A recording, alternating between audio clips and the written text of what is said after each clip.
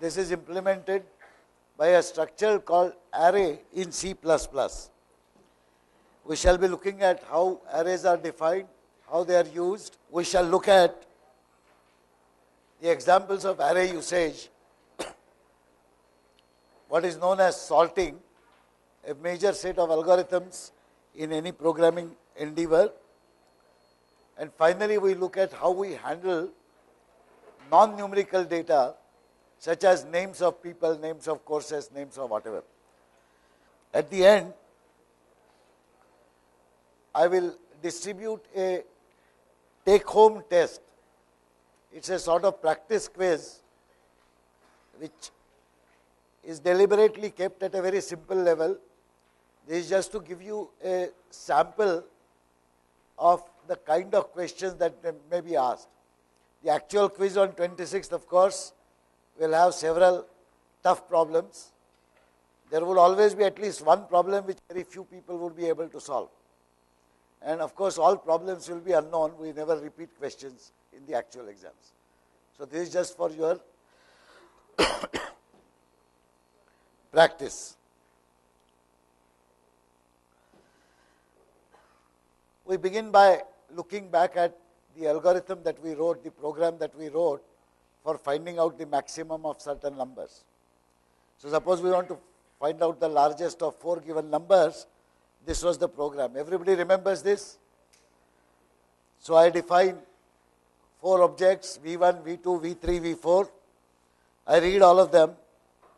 And then I say max is equal to V1. If V2 is greater than max, max is equal to V2. If V3 is greater than max, max is equal to V3, etc.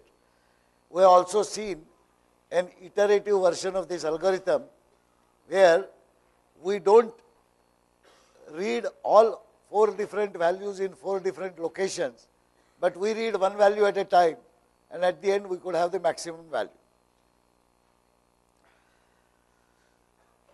The problem is, when you have large number of values, what do we do? So you will recall, for this particular algorithm,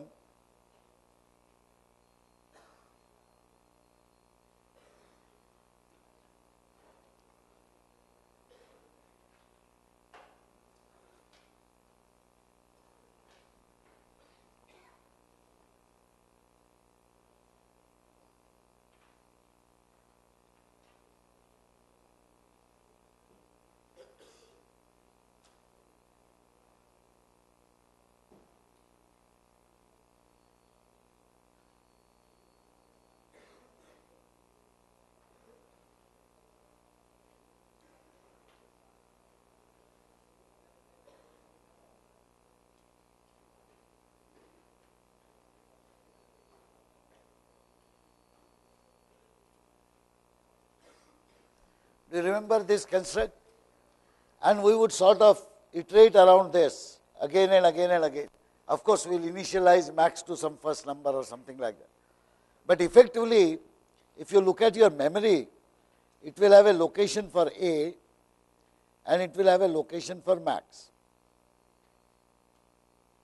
Suppose the input values are 4, 52, 17, 28.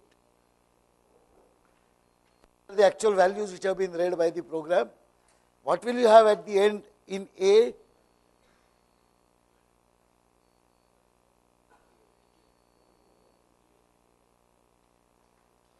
In A, 28. Somebody said 52. What will you have in max? 52. I think you have forgotten the original algorithm that we wrote. Remember, we were repeating this while A was not equal to 0. And we had said that we will give a 0 value at the end, an artificial value. That would have been read. And therefore, when we come out of the iteration, we will have the value 0 here. So while we have found the max correctly, we have lost all the individual values. At the end of the program, we have only A which has artificial value 0. What if we needed to use the values of all the individual numbers that were input at some later point in program? We We can't have them. We don't know. This problem comes up in various issues. Oops.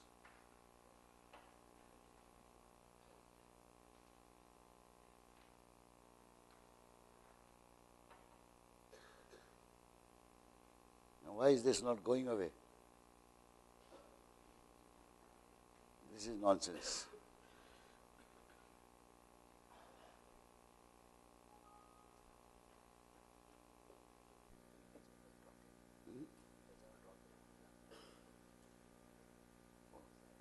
Slide worthy rocket. Oh, I see.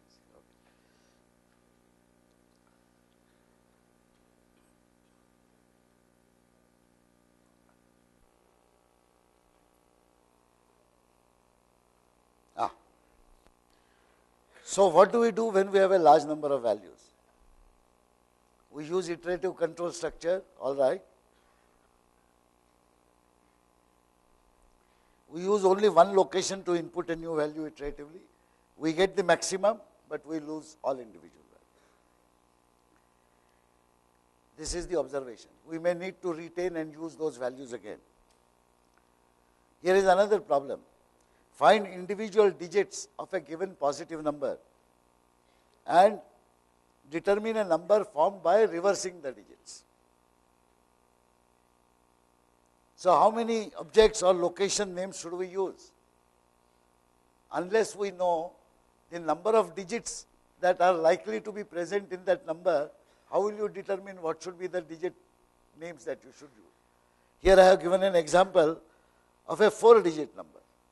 A 4-digit number, if I want to extract individual digits, I will need 4 locations. So I am calling them D1, D2, D3, D4. The actual number is, oops, sorry.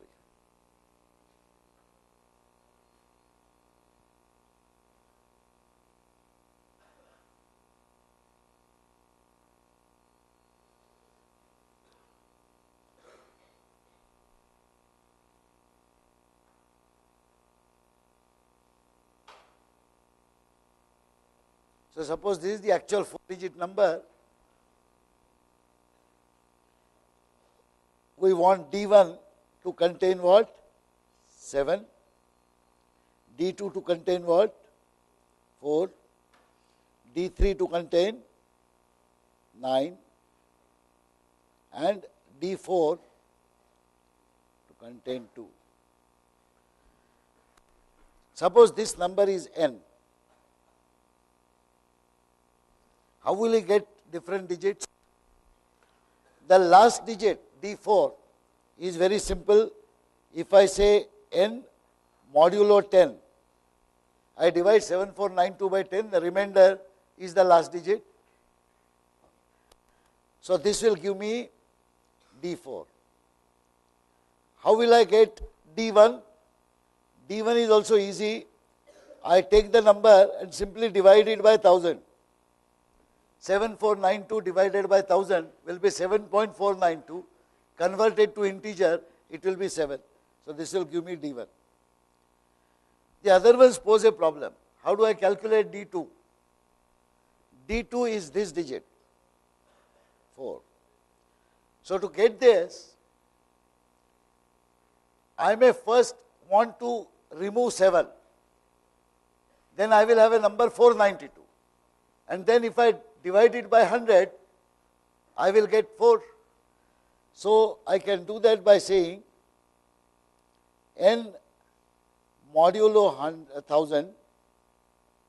When I say n modulo 1000, what do I get? 492. And if I now divide this by 100, will I not get D2? This is one method.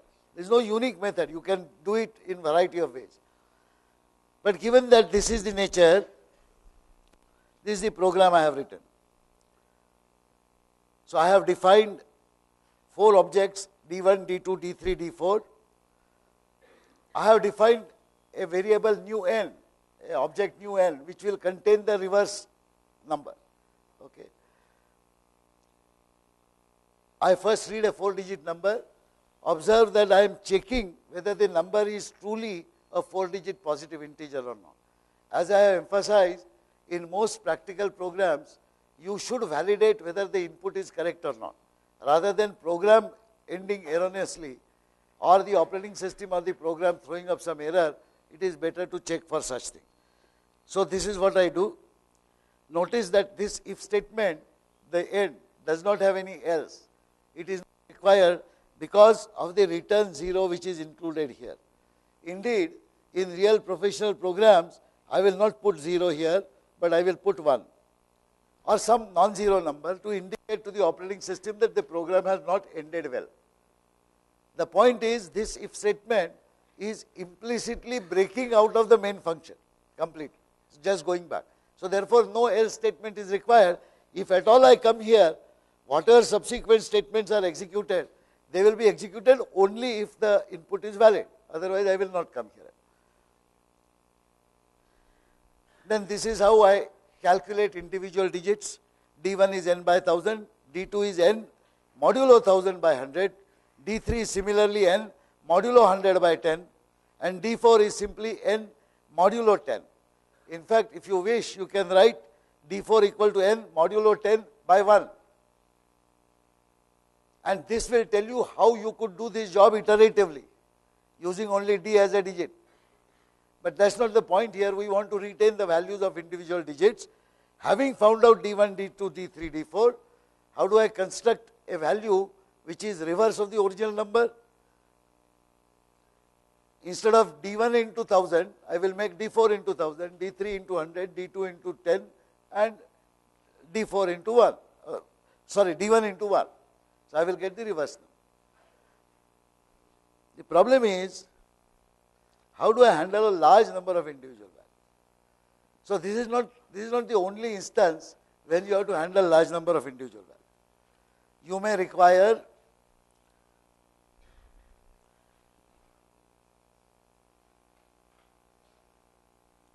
the following problems. You may face the following problem.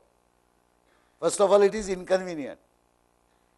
Suppose I had a 100-digit number. We know C++ does not represent values of 100-digit numbers, but let us say a special function has been written called high precision representation, high precision add, high precision subtract, high precision multiply, etc., where numbers up to 100 digits are permitted. We will see in one of the examples or one of the exam problems how to represent and handle such numbers. Now we have to input these individual digits. There you can't input a number as a whole in n. You have to input individual digits because hundreds of digits cannot be stored together as a single number anyway. What will you do? How many names will you write? D1, D2, D3, D4, D5, D100. And suppose the number that you are storing is 712. Then you will have to say D1 equal to 0, D2 equal to 0, D3 equal to 0, D4 equal to 0, everything. Last 3 digits are 7, 1, 2. That will be stupid. It is inconvenient. Secondly, it may be impossible to do so. You may not know exactly how many people are there. You may know a maximum limit. Okay. For example, students in this course, as you know, the registrations are changing every day. I do not know exactly how many students are there. They are large number, all right. So what I would like to do is, I would like to, let us say I would like to store values of roll numbers and values of marks obtained in some one exam, let us say the quiz. Then I would like to have some number of numbers to be represented. I will say, okay, at the most I know that there are 600 students in my course. The actual number is much less, maybe 478, 480, 482. The actual number of students who take the exam may be 455, somebody is absent.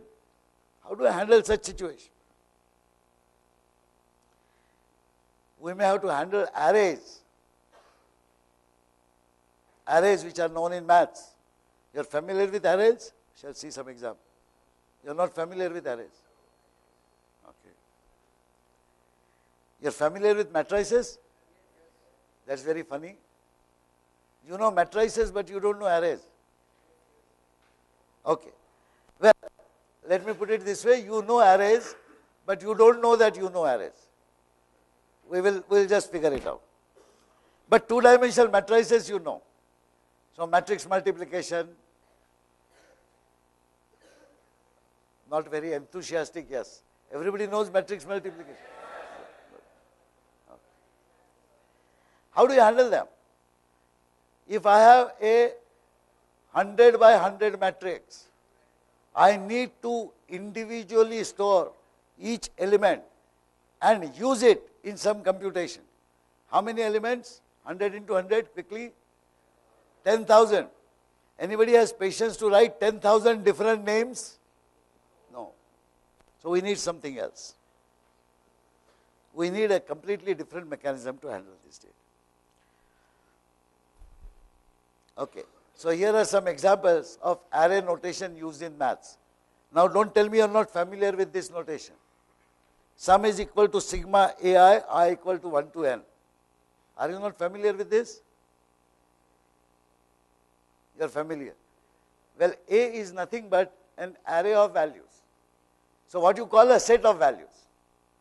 What you call a set of values. But if it is an ordered set, you have the first element, second element, third element. So you know fifth element is this, means it has some specific. When you use such a notation, sigma ai summation from I equal to 1 to n.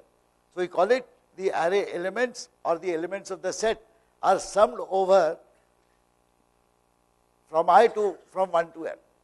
Is that clear? It's easy. Now this is what is our notion, mathematical notion of an array, or to be very clear in your terms, it's a set of numbers. Such a set of numbers could very well be represented by writing x equal to this set. Some people may use curly brackets, some people may use square brackets, some people may use some brackets, but effectively you are representing a set of values. You are familiar with this notation? Fine. So when I say x is 73, 14, 3, 128, etc., etc., what it means is I am representing a set of 11 values. And each element of the set can be represented by using an index notation. So when I say xi as a subscript, I am representing the ith element. So in this context, what is x2 then?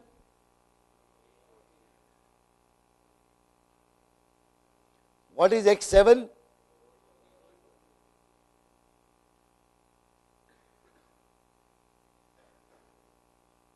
What is x22?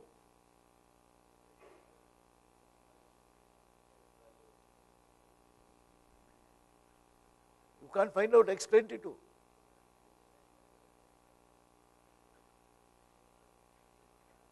Of course, it doesn't exist. That should be obvious. If I have said that you have a set of 11 elements, then a 22nd element has no business to exist. So it doesn't exist.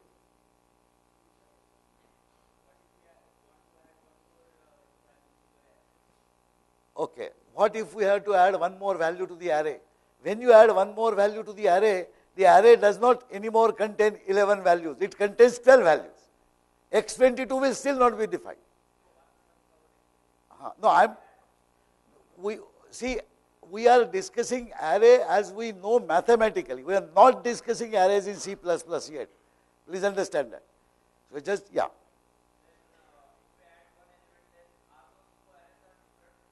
You are again talking about which two arrays, mathematical arrays or C++ arrays? In mathematics, every array is a distinct array from the other array, not only if it has different number of elements, but even if it has same number of elements, but any element differs, it's a different set. You understand? Set, basic set theory. If a set has n elements, then there could be infinite sets of n elements, but each one would be distinct if even one element of the set is different from other elements. So in mathematics, all sets are defined by the set theory. Okay. We represent generically an array using such a notation, A or X or whatever. And what is the important point we are noticing is that we can use an index mechanism as a subscript to indicate which element we are referring. So when we say xi, that is why I said in the context of this array with 11 elements or this set with 11 elements, x2 will mean 14, x7 will mean 4231, x22 will not mean anything, x minus 3 will not mean anything. However, mathematically, I can always say that I have a set of 11 elements, but my reference mechanism is from minus 3 to plus 8 or plus 7. So I will call the first element minus third element, second element minus second element, third element minus one element, fourth element zeroth element, fifth element first element. It's my choice. It's maths. I can decide the convention and use it. In general, however, the common convention used by everyone is that if you have a set of elements, the first element will be called first, second will be called second. Common sense, right? So that is how we use arrays. Let us look at this array again. 73, 14, 3, 128, 3, 9, 2, 6, 3, 7, 4, etc., etc. Suppose I have a problem. Given this set of values, we call it an array. We wish to rearrange elements of x such that the property given below holds. What is the property? For all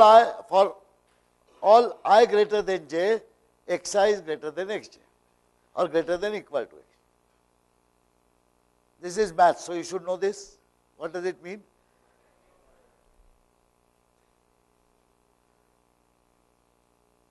Is the present array satisfying the property?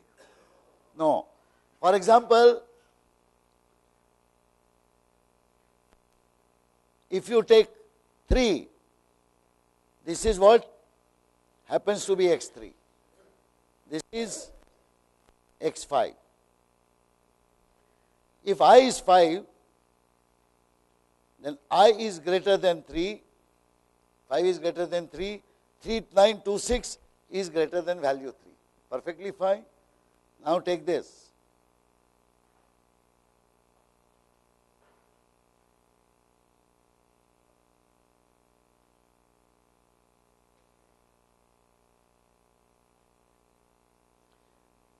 Here I is 10.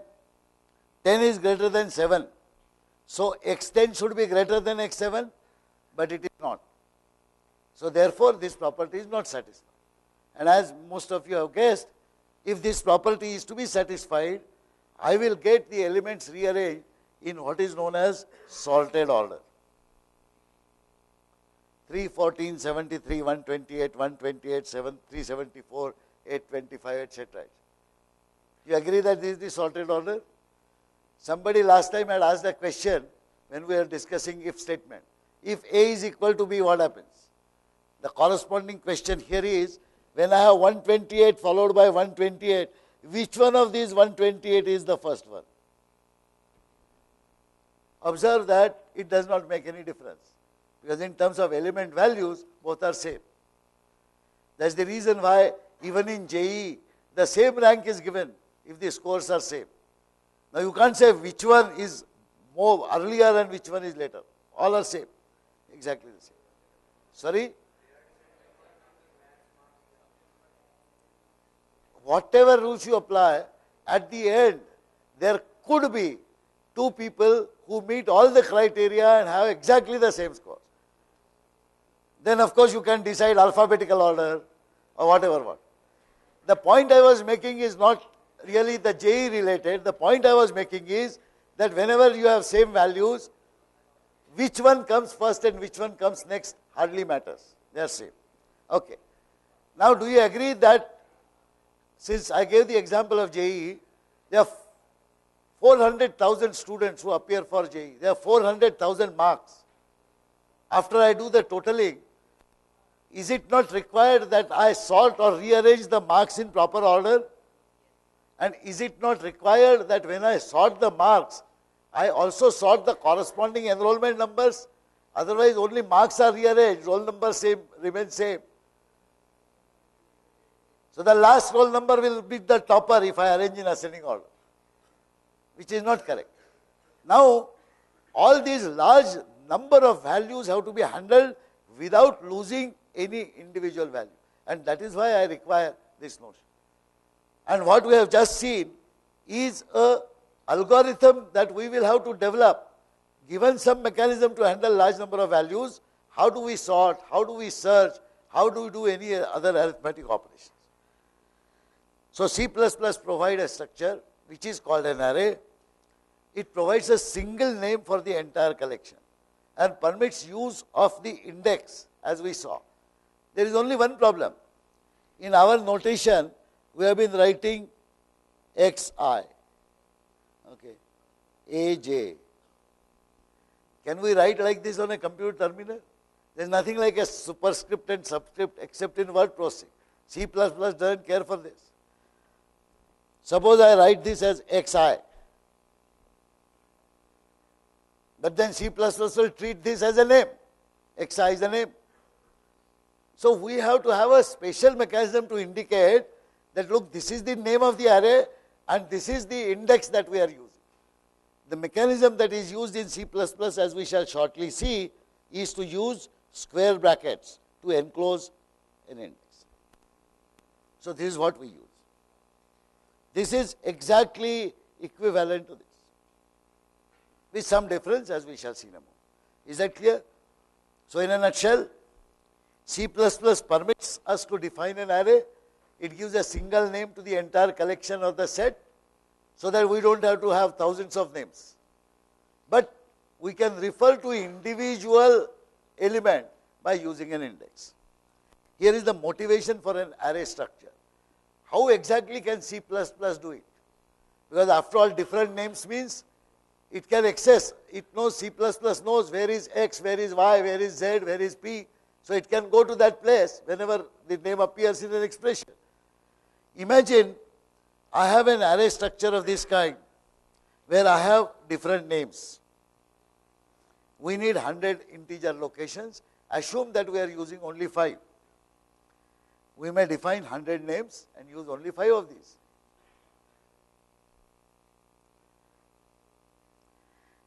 Notice that in the memory I have shown various names, AA, AB, AC, etc., etc.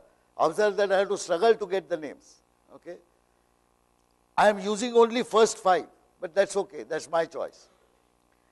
How will C++ organize these locations in memory? Typically, in the order in which you declare names, in that order they will be allocated locations. Not necessary though. C++ can decide to take X somewhere else, Y somewhere else, etc., etc. But typically this is what will happen. Suppose that C++ was to allocate memory in consecutive locations. Then how will this look like? Suppose these are integer locations. How many bytes integer has? 4, typical. The first location AA, suppose it starts at the actual address of 12,000. Address means this is 12,000th byte inside memory, where the value AA begins. Then 12,000, 12,001, 12,002, 12,003 will be 4 bytes allocated to that location, because 4 bytes are required for integer. If subsequent names are put in consecutive locations, the start address of AB will be 12,004, start location for AC will be 12,008, and so on. The start address of location DV will be 12,396. Agreed? In such a collection, 12,000 can be regarded as a base address. Why is it called base? Because if there are consecutive locations and if all of them store integer type, then I know that if I know the base address, then I can calculate the address of any other number in that collection very easily. 12,000, 12,004, 12,008, 12,012, etc. The first address, I add 0 to 12,000. Next address, I add 4 to 12,000. Third address, I add 8 to 12,000.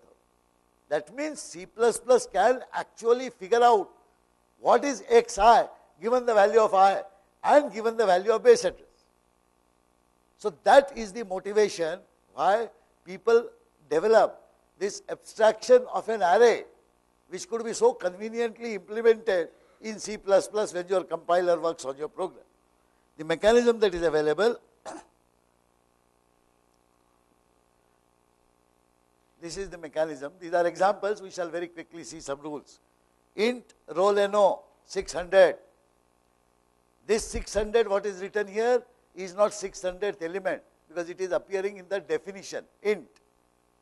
It means that I have an array of maximum 600 locations. Float marks 600. What would it be? It would be an array of floating point values, 400 of them. It so happens that float also requires 4 bytes. But if it requires 8 bytes, doesn't matter. The C++ will know that this requires 8 bytes, say double something. It can still calculate the address of all subsequent elements given the base address. So when a compiler comes across int roll no 600, float marks 600, etc., such statements in the definition, instead of allocating one location to the name, as it usually will do in case of X, Y, PQ, etc., in this case, it will allocate 600 locations. Each location will be 4 bytes. And it will remember the base address of the first location which it has assigned. Subsequently in your program, if you say input roll no 5, that means 5th element has to be read in. So it will know 5th element how to go there. This is 0th, 1st, 2nd, 3rd, 4th, 5th, whatever. Sum is equal to sum plus marks I. Notice that this is exactly like sum is equal to sum plus xi with I as subscript. Instead of subscript, the subscript is written in brackets. So value of I must be defined earlier when you execute. Suppose I is 5200, meaningless. Okay. For I equal to 0, sorry, there is a mistake here. For k equal to 0, k less than equal to n minus 1, k plus plus, too many mistakes. See out greater roll k, greater marks k. Notice that the iteration is running from 0 to n minus 1. And this is the peculiarity of C++ arrays. The index does not start from 1, 2, 3, 4, 5. It starts from 0, 1, 2, 3, 4.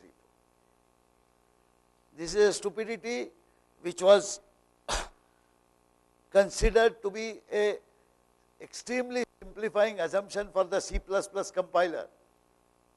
Do you know what is the reason?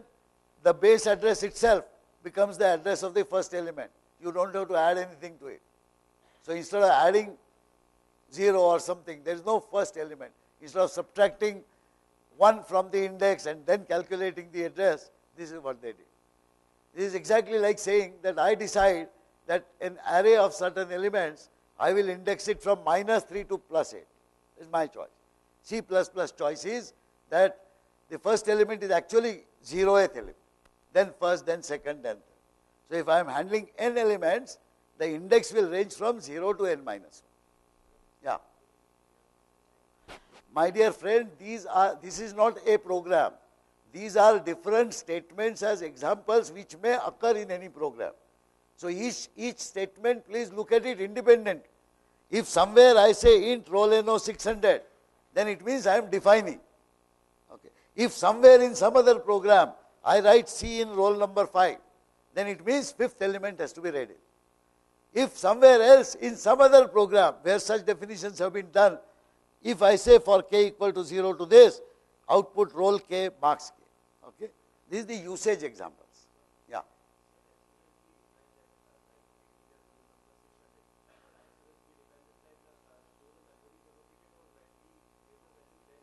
No, memory is allocated by the compiler as soon as the definition is done. When do you give the value? You give the value when you execute the program.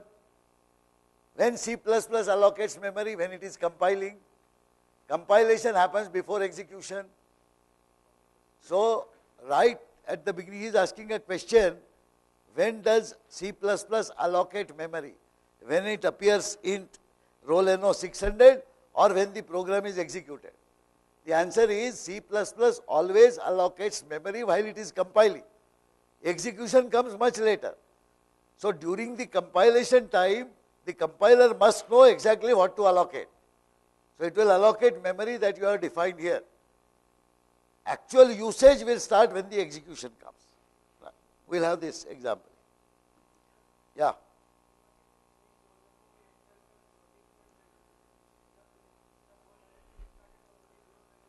Okay. What happens when you give a floating point value for an integer location P, let us say? Tell me what happens. No, not while you give input. Very funny things may happen. If you make an assignment, it will take an integer part. Exactly the same thing will happen here.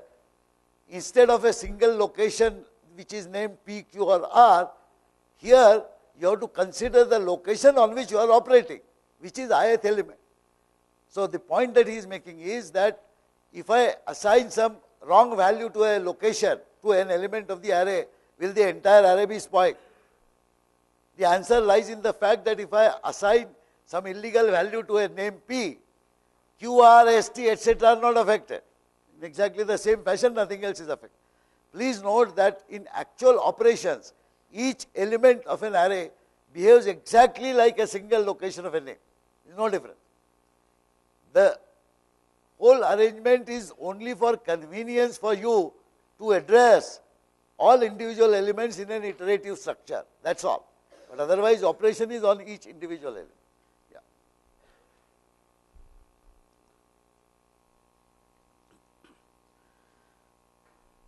So these are some of the important properties, and these should be noted.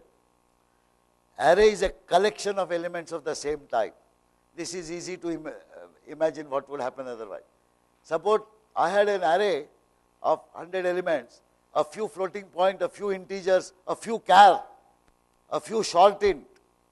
There will be chaos, because the compiler would not be easily able to calculate fifth element is where. It has a base address, but if every location is of different length, it will not be possible to do so. Not only that, all the arithmetic operational instructions generated for the elements of an array assume that all elements are of the same type.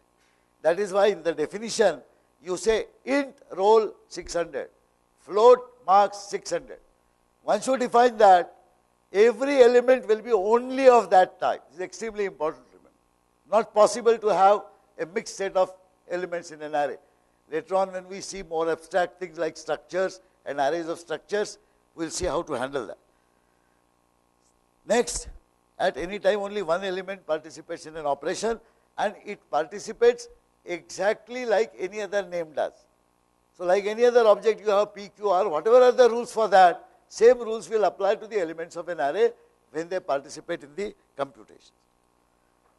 Third, an index expression is used to refer to an element. So it is not necessary to say roll I marks K. You can say roll K star 2 minus 3 star n in square brackets. That expression will be considered as an index expression. It will be evaluated like any other numerical expression. Value will be computed, and its integer equivalent will be taken to be the reference. Yeah, sorry, some question? No, I thought you had a question. So when we use AI, 5 means fifth element, 123 means 123rd element, the array index starts with 0. This is sometimes creates a problem, so important to remember that arrays in C++ start with 0 index.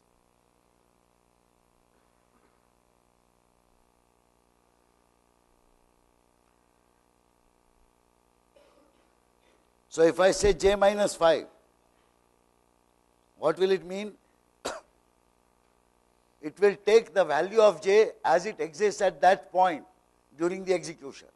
Suppose j is 7, j minus 5 will be 2, and you will go to A2, which is this element.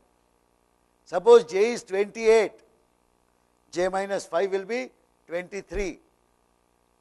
It will go to 23rd element, which you may not have used. It may contain some garbage. If you are trying to print it or use it, that will happen. Suppose j is equal to 3000. then j minus 5 will evaluate to 2095. Where is 2095 in this list? Somewhere beyond this. The rule says the results are unpredictable. But can you guess what will happen? These are the memory locations which compiler has assigned to your array. After this, there might be other arrays. After this, there may be a space for the translated instructions. During execution time, this fellow will blindly put something into array location 2000, whatever 935, assuming that the array continues. It may override some other variable values. It may override part of your program. Long time ago, when the operating system was not strong enough and different users' programs were simply kept one after another to run, it was not difficult for me to write a program, assign something to an array element which does not exist, and spoil your program completely, because it will go and write in that area. Nowadays, of course, you have hard firewalls between the different programs and so on. But the results are unpredictable is an understatement, and therefore it is vital that you pay attention to ensure that the index values that are actually used in the program are well within the range.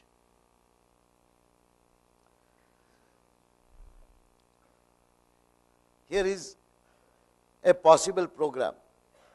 I define int n size. Then in my program, somewhere I say C in, this is a single program by the way, this is not separate. Somewhere I define C in greater n size. Then somewhere later I say float marks n size. Is that okay? Not okay? Okay. Not okay. Unfortunately, there are only two possibilities. Okay, so how many of you think it is okay? A lot of people. How many of you think it's not okay? Okay, the last man, tell me why it is not okay.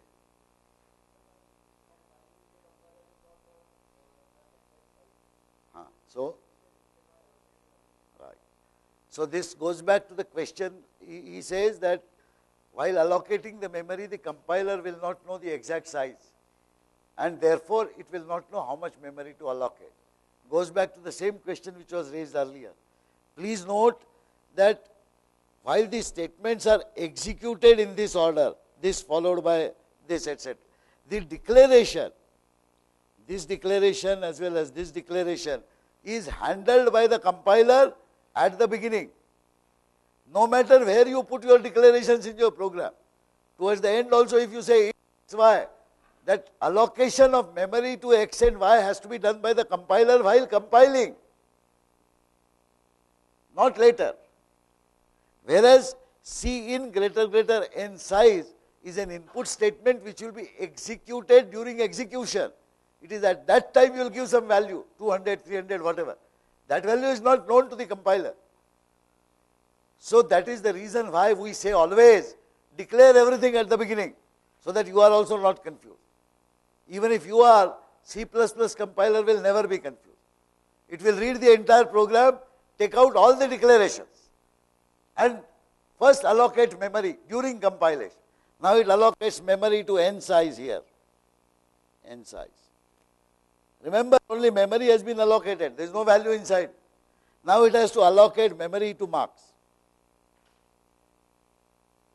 And here is the problem. How many locations should it allocate? Does it know how many locations to allocate? No, it does not have the value. Reading of n size will happen only when you start executing. Therefore, this is illegal. This is not correct. Later on in the course, we shall see the notion of dynamic allocation of memory. Dynamic allocation of memory means, who is the master of memory in a computer? Operating system. Just as operating system manages your files on the disk, it manages memory, processor, everything. Later on we will see how it is possible for our C++ program to go to the operating system, request, please give me some more memory. Because now I know that I need 500 more elements. It is possible to do so in the extensions that are available as part of the abstractions and as part of the higher level facility. But in basic programming principles, an array cannot be defined to have a undefined size. It has to have a defined size at the time of compilation. Is that clear? Index, I have already said it can be any expression. Here are some examples. So Aj for j equal to 86 will mean 86th element. A k minus m plus 52. This is treated exactly like any other arithmetic expression. It is evaluated based on the current values of k and m. Suppose the values are as shown, then the index value is how much? K is 1200, m is 1240, k minus m is minus 40 plus 52, which is 12. So this is the 12th element. 12th not in natural number count. Remember, the first element is actually 0. Okay. A x by 5.0. Is this an invalid statement? The answer is no. Any arithmetic expression is permitted there, as long as it results in a numerical value. Suppose x is 7.0, expression will evaluate to 1, because 7 by 5.0 is 1 point something, converted to integer is 1. If x is 22.5, 22.5 by 5 is 4 point something something. When truncated to integer, it will be 4. Everybody clear on how the index is calculated? So value of index is always converted to integer, and please note that the responsibility of ensuring that the final index value which is used anywhere in your program lies within the range 0 to size minus 1. If that does not happen, results are unpredictable. Maximum number of chaotic situations occur in initial programming because of non-adherence to this cross-check. You have to be very, very careful, therefore, with how the indexes are used. Yeah.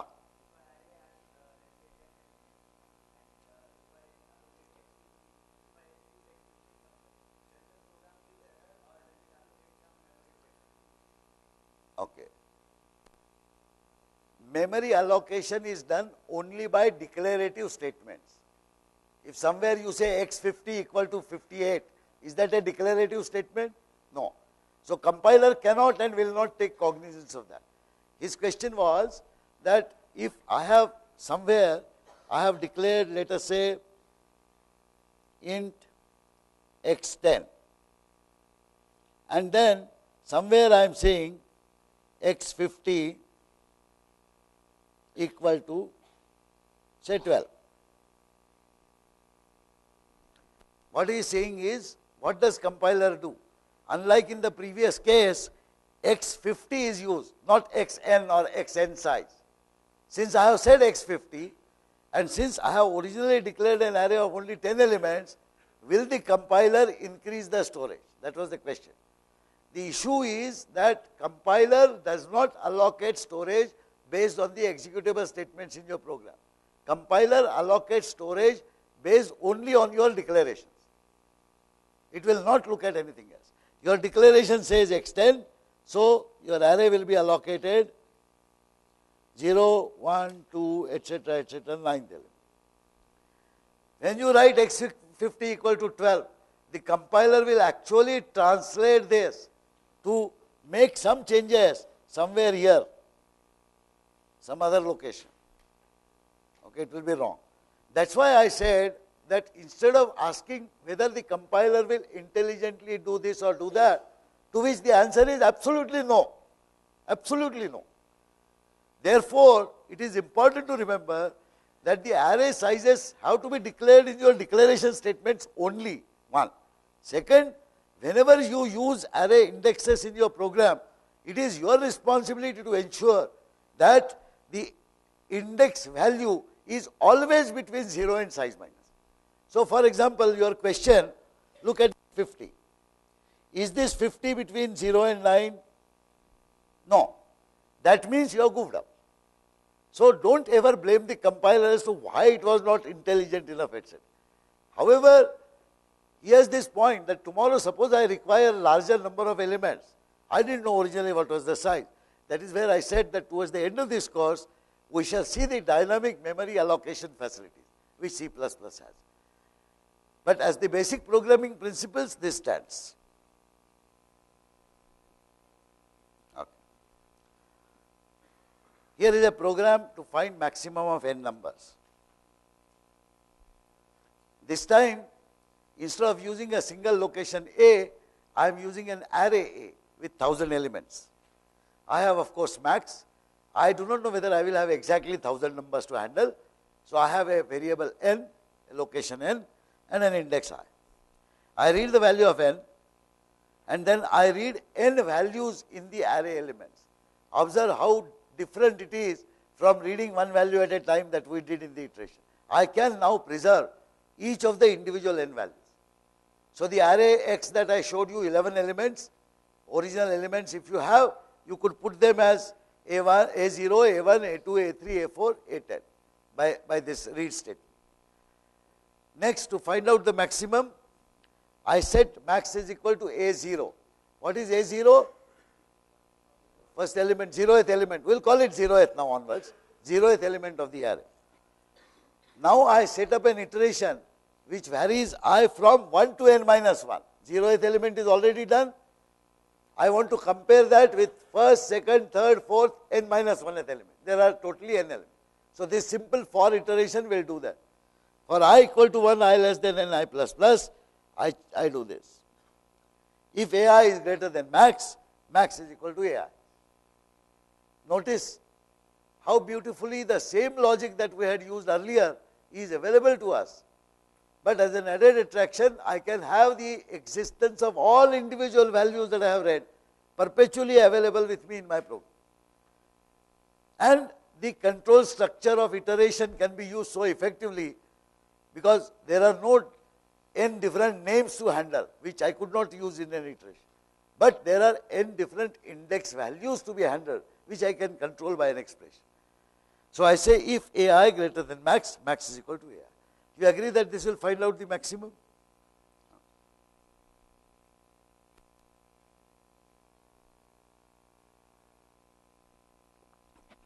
Here is one more thing I would like to say. Suppose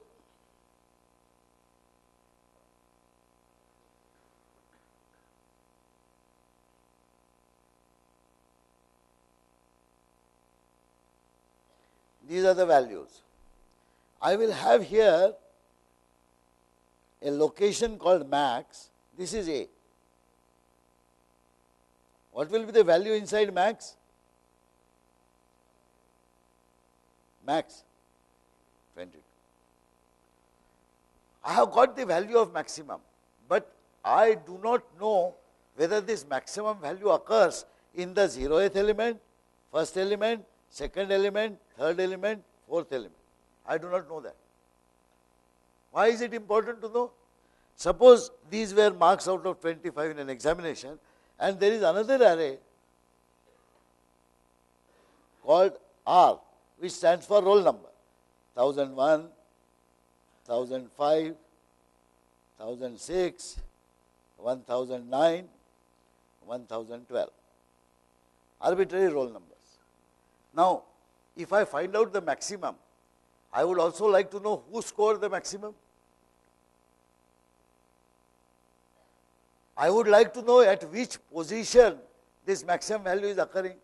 I want to capture this number 2 somehow, because 2 is the index where the maximum value is. I would like some location pos to actually hold this value 2 when max is 22. If max is something else, I would like that pos to be like. Can you tell me how I can find out pos?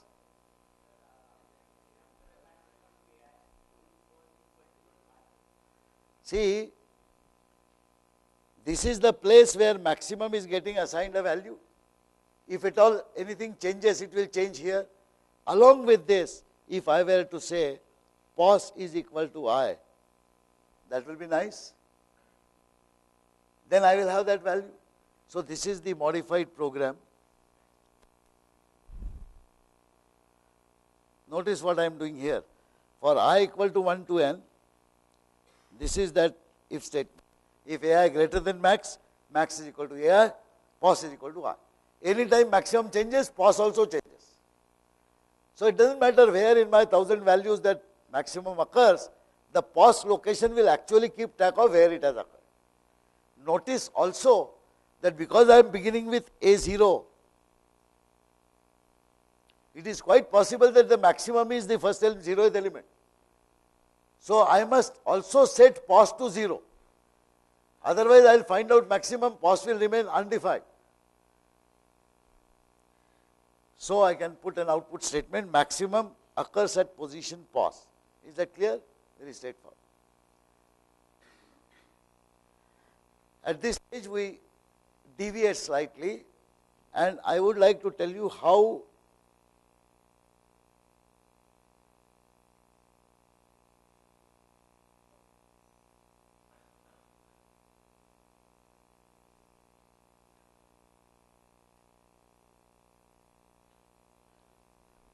there are two locations, P and Q. P contains 12, Q contains 371. I want to exchange or swap the values in these two locations. I want to make P equal to Q, and I want to make Q equal to P. If I write that, what will happen? P will become Q, which is 371. Then Q will become P, which is now 371. So it will return 371. This is no good. Writing Q equal to P followed by P equal to Q is also no good. In all such situations, I need an additional location which I may call temp. This temporary location is a holding place. So whenever you want to exchange values between two locations, you must use a temporary location, and the logic to be used is first move one of the values to temp, then you move the second value to this,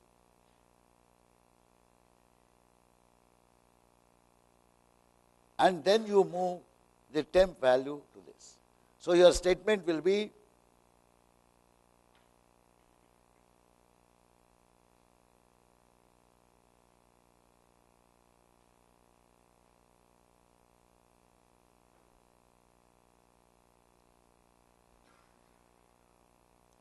do you understand this? If I wrote this, this will be wrong. Now what will happen?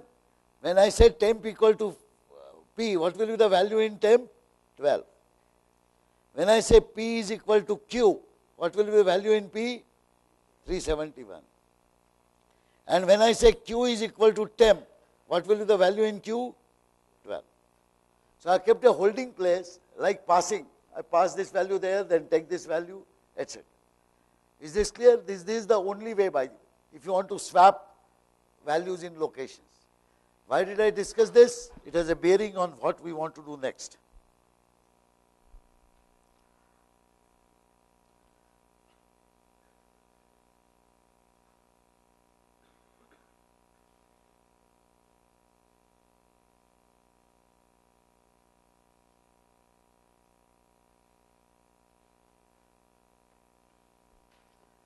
Remember the old algorithm?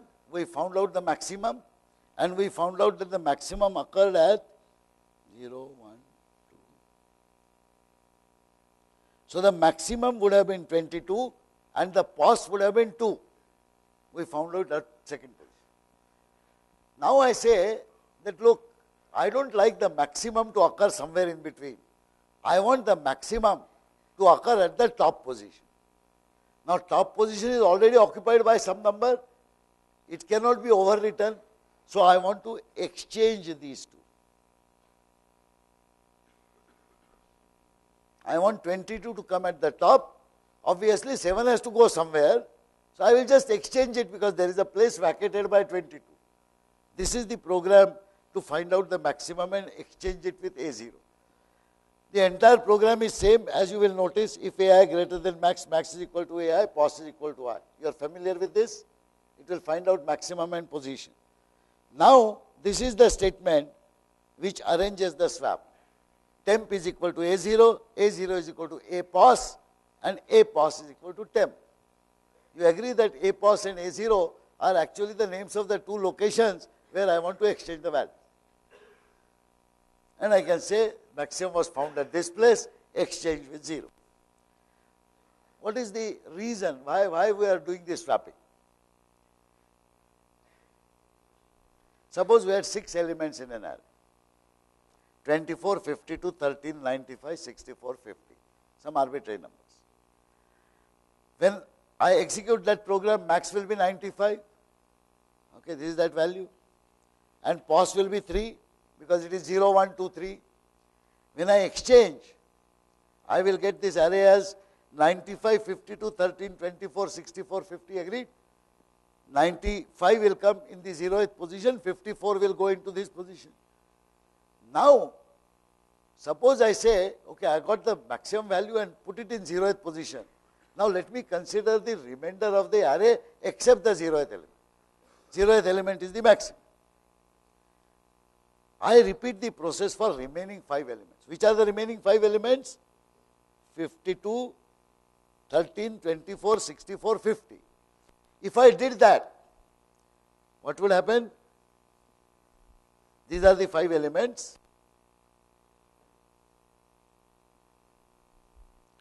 This is what you will get if I don't consider the 0th element. Because in the remaining elements, which is the maximum? 64. So it will be exchanged with 52, which is the 0th element for this truncated array, or the first element of the original array. So if I consider the original array,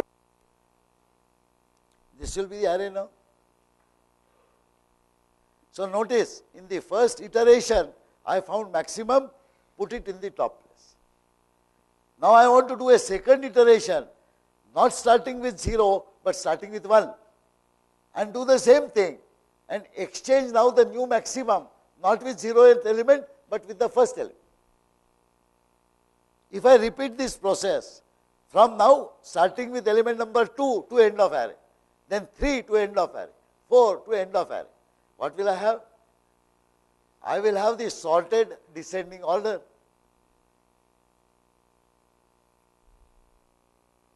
This is the program which is called an exchange sort algorithm. Let's spend just 2 minutes in discussing this program. Please note that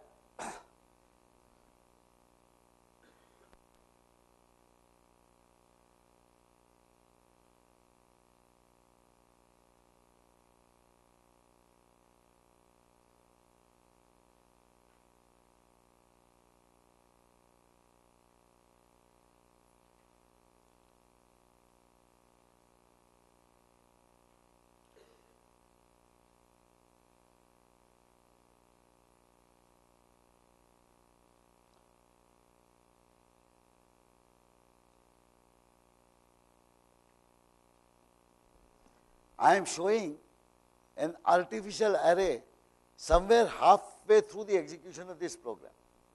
Originally, whatever I was doing was for an array from 0 to n minus 1. Right? I was doing it from 0 to n minus 1. Now I say that I look at a part of the array from k to n minus 1. If I executed that algorithm, assuming not 0th element but kth element to be the first, then I will find out the maximum and swap it with the kth element. This is the logic which is implemented in the inner iteration. Max is equal to ak, pos is equal to k, this is that statement, and for I equal to k plus 1 to n minus 1, it will go through these comparisons. What will it find? 76 is the largest value, and it will swap it with what? Not with a0, but with ak. Agreed? Have you understood this? That I am looking at a part of the array and exchanging the maximum element in that part with the top of that part. Now if I repeat this whole thing, varying k from first 0, then 1, then 2, then obviously I will be first putting the maximum element in 0th position, in the next iteration the next maximum in the first position, in the next iteration the next maximum in the second position, etc. And I will get this sorted. Is this understood?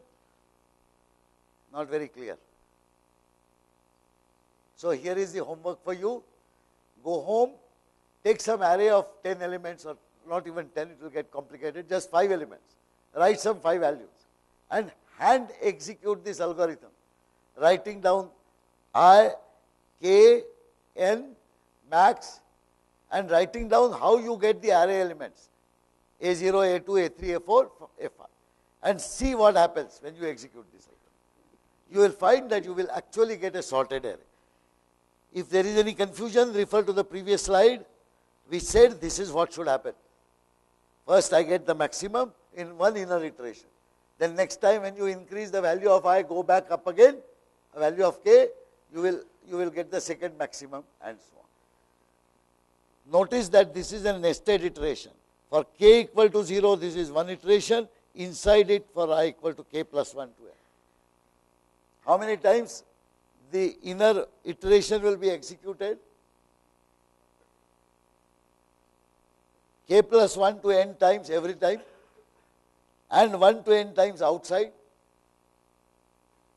So actually first time you will do this n minus 1 times, next time n minus 2 times, next time n minus 3 times, n minus 1 plus n minus 2 plus n minus 3, etc. plus 1, which is n into n minus 1 by 2. Basically it is order n square. So if you are finding out maximum of 100 numbers, roughly you will do an order of 10,000 comparisons. If you are finding out, if you are arranging 1,000 elements, roughly you will do 1 lakh comparisons, the million. So it will increase by the order of square of the total number. Okay. Find top 10 performers in an examination.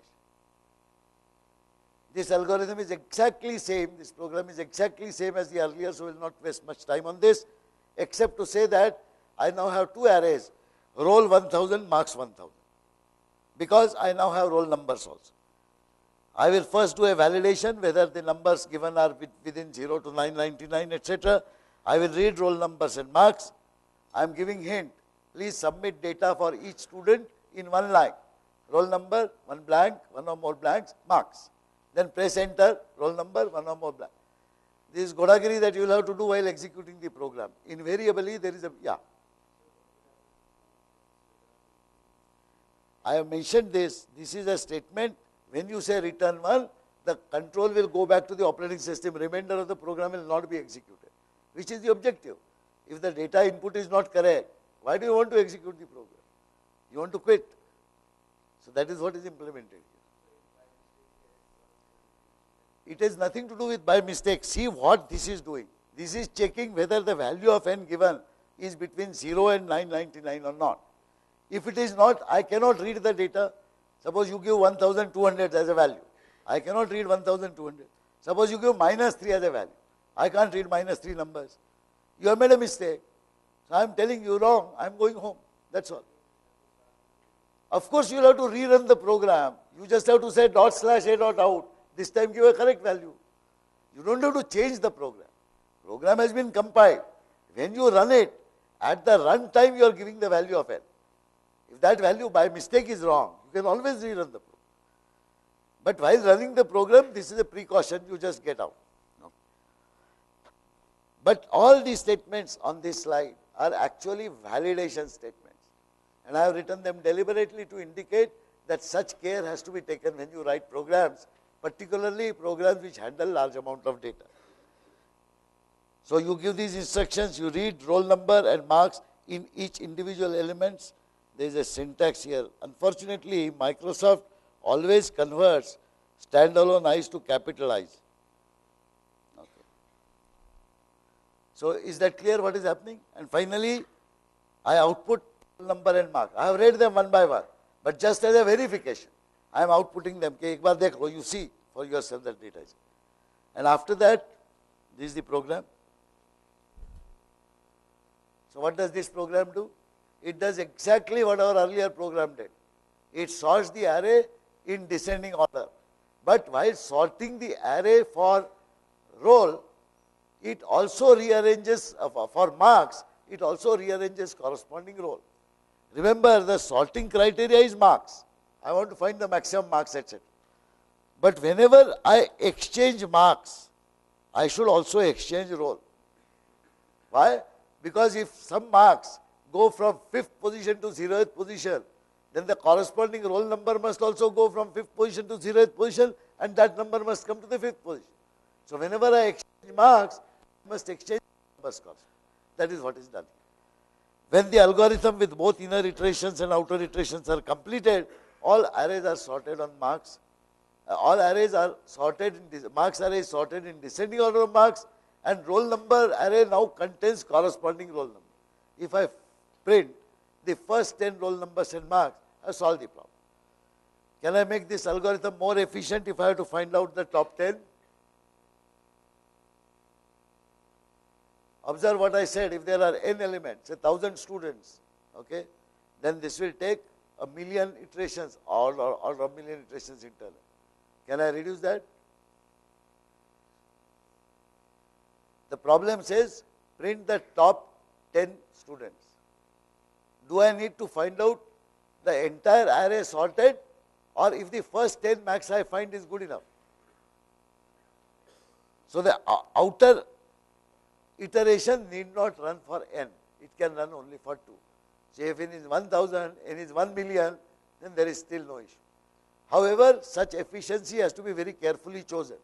What if the 10th and 11th person have same marks? Now these real life considerations are not seen by the algorithm. Algorithm will do exactly what you have asked it to do. First 10 means it will print 10, that's all. If you want to handle something else, you will have to do something else. This is part of the exercise. Remember, I mentioned some programs may take longer, some programs may take shorter. Depending upon n, these programs may take longer or shorter. It is important to understand that there is a notion of efficiency. When I write programs, can I take 5 minutes? Maybe I don't mind. Can it be done in 5 seconds? I will prefer that. Can I take 5 hours? Maybe I will mind, if it is a lab program. But it's a basic major engineering design or a nuclear power plant design. I don't mind if it takes not only 4 hours, but 4 days. Can it take 4 years? Can it take 40 years? These computational efficiency issues become extremely important when I am handling a very large number of computers. What I am doing is introducing you to a simple mechanism available in Ubuntu, which permits you to measure the actual time it took, so that you don't have to depend upon your watch. This is done by a command called time. So instead of saying /a.out, if you say time blank /a.out, this time is an operating system command, just as pwd, ls, whatever. When you say time /a.out, what the operating system does is, ordinarily it will give control to your program and come back after completion. This time it will set a timer. Now it will go to your program, the program will execute producing output, whatever, but when it comes back, operating system produces an additional message. It gives you 3 timings. One is called real, the other is called user, and the third is called sys. The real time is roughly the clock time it takes for program to execute. But that will also include the time you spent in typing in port, waiting, etc. The user time is called the time spent by the program in running instructions written in the user program. That is the time which determines how complex was your algorithm. So in this case it says 0 minutes 2.00 seconds. Okay. Of course the timings will vary depending upon the nature of your algorithm and the kind of values you are handling. But this is a mechanism that we have. We will elaborate on this later. I have spent only 5 minutes in describing the char data type. We have already seen this. You remember the char type which we had defined? A single character which was like an integer, and we could define the single characters like this. So this is all well known. ASCII code is available. But if we want to write strings, and we do write strings, where do we write strings in our C++ programs currently?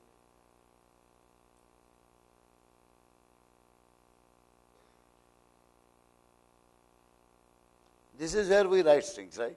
So you are familiar that some strings can be written. But the moment we write some strings, we have to know that C++ will be handling this string in some fashion. How does C++ handle? C++ handles strings by using an array of char type. So look at this declaration, char pq later equal to C. This is initialization in the declaration which is permitted just like an integer or float. But notice char name 20. Char name 20, when you say, C++ arranges 20 locations, 0, 1, 2, 3, 4, 90. Each one can hold a character. And such arrays are used classically by C++ to hold a string. Consider this. I want to put Vishwanathan and Anand as two names, as two strings. I declare two char arrays, N1 and N2, each of 100 elements. I don't know how long a name will be. Now I can put each individual character in one element of the array. So suppose I want to put Anand, N2 0, N2 1, N2 3, etc., can be assigned these characters. You can see that it will contain Anand. How do we know that the name has ended? Suppose it was not Anand, but the name was Anandan. Then we will put two more characters A and N. But how will C++ know where your name has ended? So for that, C++ uses an old convention called a classical convention, which says that whenever you are finished by stuffing meaningful characters, you indicate the end of the string by putting an artificial value \0, which is called a null value. It's actually 0.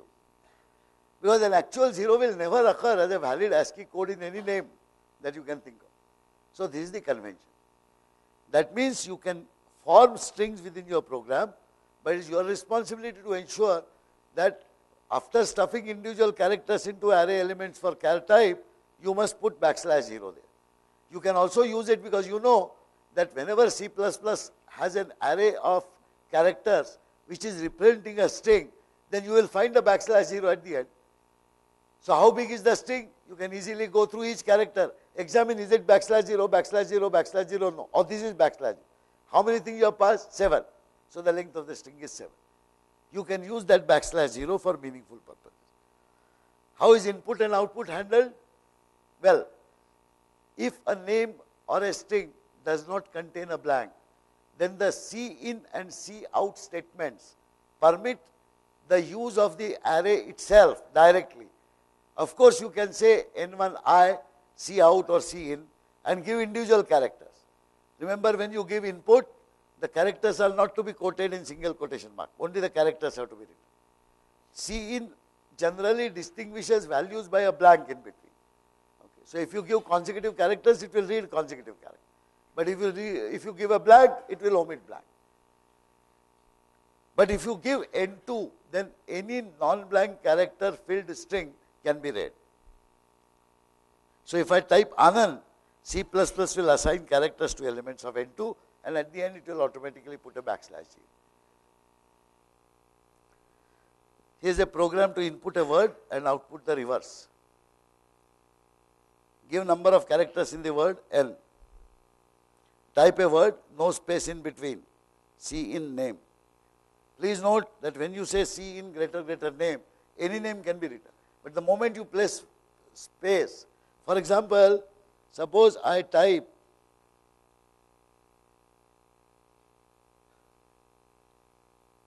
is my name. Unfortunately, the first space will terminate the input because no space is permitted. So the name taken in will be only Deepak. Okay. This is the idiocy of cin. It has nothing to do with array handling. Later on we shall see how we can read all characters including blanks, commas, whatever. Okay. There are functions in C++. But this is what it will do. It will take a name. Type word is this. Now how the name has been read?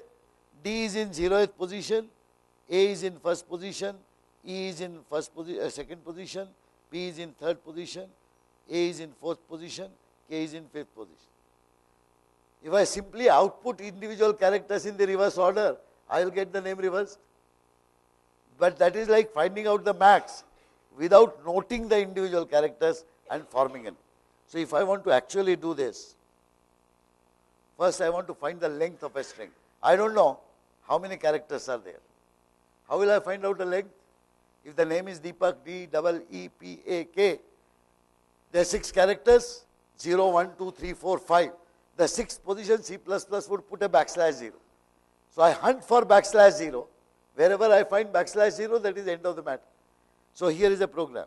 I enter a string. I start with I equal to 0. While string 1 I not equal to \0, I simply say I++. What I am doing? I am actually moving from 0th character to 1st, 2nd, 3rd, 4th. The moment I find I is \0, which is null character, I get out. And that is the length. Here is another approach. I think I will stop here because some people have classes at 12. I will leave this because the \0 is not to be counted, no? The \0 is not part of the string. So it should not be counted. Just 1 second. I am distributing the take-home test. Please just keep it with you. Don't look at it, but listen to me for next 2 minutes. Number 1, there are 3 more slides in this which are important, which indicate another way of reversing the strings. And this program I would like you to read from the Moodle and understand what it is trying to do. It uses another approach. It gives an example of one name where the approach works. It gives the example of another name where the approach does not work. Then you know what is the correction to be made, and then this is the right one that you use. Incidentally, this introduces a built-in function called string length. Remember, I told you C++ has a library. There is a library called C string, which I have included here. There is something different. C string has a rich set of some 25 functions which can do variety of things with your strings. So you don't have to do the godagiri of writing your program, but you can also write programs to do some more. So read these programs. Now this take-home quiz is being issued. As I said, it's a simple paper. Okay, it is just addressed to those of you who are still not very comfortable with programming. The actual programs will be harder. But those of you who are well versed with programming should be able to solve this paper in 25 minutes. So please judge yourself on how long it takes to solve this paper. My suggestion is take some A4 sheet papers and solve it as if you are giving an exam. So prepare yourself, take all the printouts, anything that you want. It's an open notes exam. That's exactly what will happen in your quiz and mid-sem and end-sem. You will be able to carry your notes bound in a file. You will not be able to carry books. So you can read those. So assemble all the material, then write the start time, finish it off, write the stop time. I will put up the model answers to this quiz sometime by Sunday evening or Sunday night. So those of you who are really interested in testing yourself should do this before Sunday evening. And then look up the answers on the model answer site and then evaluate yourself. This is just a practice thing, nothing more. Okay, thank you.